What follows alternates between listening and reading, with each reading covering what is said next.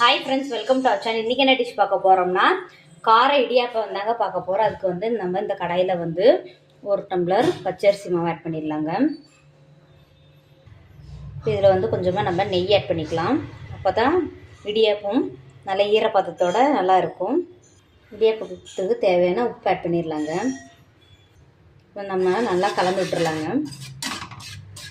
ஒரு 5 நிமிஷம் வந்து நம்ம மாவு வந்து நல்லா லோ ஃப்ளேமில் நம்ம வறுத்து எடுத்துக்கலாம்.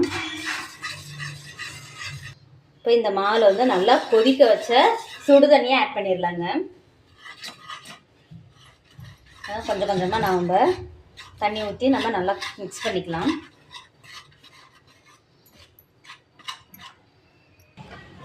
பாருங்க ஃப்ரெண்ட்ஸ், இந்த அளவுக்கு மாவு பதம் கரெக்டான. இப்போ வந்து நம்ம இடியாப்பத்தை வேக வச்சு எடுத்துடலாங்க.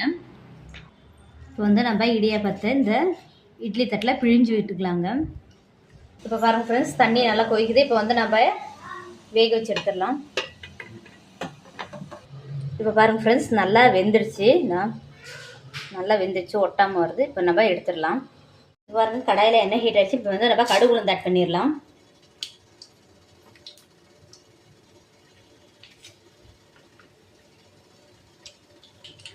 இப்போ வெங்காயம், பச்சை மிளகாய், கருவேப்பிலை ஆட் பண்ணிடலாங்க.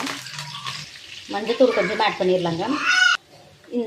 உப்பு மட்டும் ஆட் பண்ணிக்கலாங்க. இந்த வெங்காயத்துக்கு தேவையான அளவு உப்பு மட்டும் கொஞ்சமாக போட்டு நம்ம நல்லா ஃப்ரை பண்ணிடலாங்க. கேரட் ஆட் பண்ணிடலாம். நம்ம இதையும் நம்ம எண்ணெயிலே நல்லா ஃப்ரை பண்ணிடலாங்க. இப்போ வந்து நம்ம கொஞ்சமாக பெருங்காயத்தூள் ஆட் பண்ணிடலாங்க. வெங்காயம் நல்லா வெந்துருச்சுங்க. இப்போ வந்து நம்ம ரெடி பண்ண இடியாப்பத்தை இதில் ஆட் பண்ணிடலாம். இப்போ வந்து நம்ம நல்லா மிக்ஸ் பண்ணிடலாங்க. இப்போ நம்ம கடைசியாக தேங்காய் துருவல் ஆட் பண்ணிடலாங்க. ஃபைனலாக நம்ம வாசனைக்கு மல்லித்தலை ஆட் பண்ணிடலாங்க. இப்போ பாருங்கள் ஃப்ரெண்ட்ஸ், கார இடியாப்பம் தயாரித்து நம்ம வேறொரு பிளேட்டுக்கு மாற்றிடலாம்.